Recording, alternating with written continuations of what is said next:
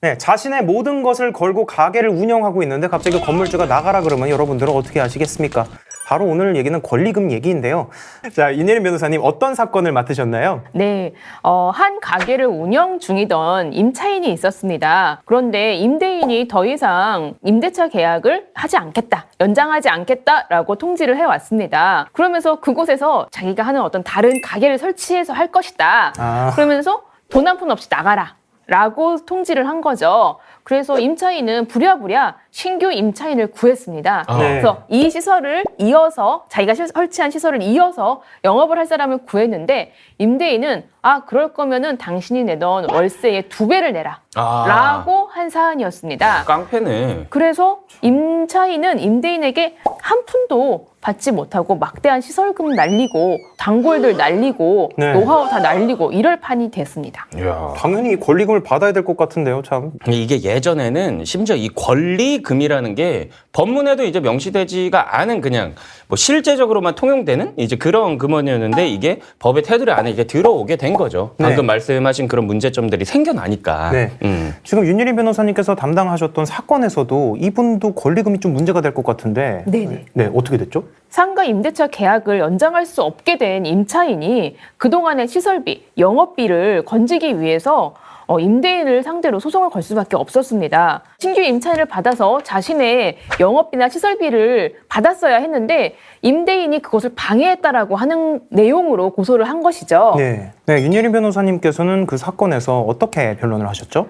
일단은 임차인의 임대차 기간이 얼마 남아있지 않았어요. 한 달도 채 남아있지 못했기 때문에 저희가 급히 소장을 내고 그리고 감정 신청을 같이 했습니다. 그래서 이러한 사건을 많이 다뤄본 재판부에서 감정인을 재빨리 지정해 주셨고 저희가 감정인과 또 빨리 남아있는 시설물에 대해서 감정을 하였습니다. 만약에 저희가 설치했던 시설물이 없어졌다면 저희는 뭐 사진이라든가 이제까지 과거의 견적서만을 놓고 감정을 했어야 되는데 감정인이 직접 와서 감정을 하고 그 주변의 시세라든가 아니면 이 인테리어의 상태 이런 것들을 모두 다 직접 봤기 때문에 굉장히 유리한 조건으로 감정을 받을 수 있었습니다.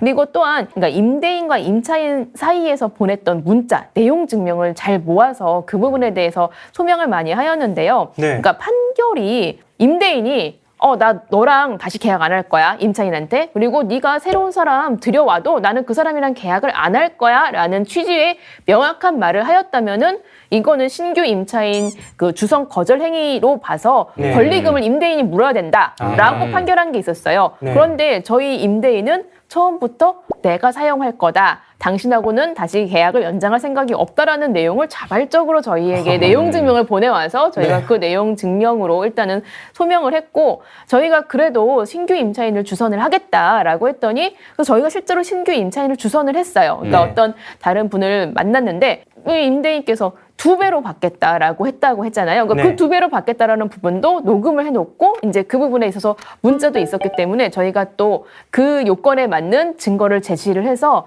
소송이 매우 유리하게 진행이 되었습니다. 그러면 뭐 예를 들면 그 전에 임차인이 이 시설에 대해서 굉장히 또 많은 비용을 투자를 했을 거란 말이에요. 그러면 이 비용에 대한 거를 임대인한테 청구를 하신 거예요? 아니면은 방해 행위로 접근을 하신 거예요? 그러니까 저희가 신규 임차인에게 받아야 될 돈을 임대인 때문에 못 받게 되었으니 그 권리금을 임대인에게 달라라고 손해배상 청구를 하게 된 거예요. 그러니까 방해를 했다라고 해서 청구를 하신 거군요.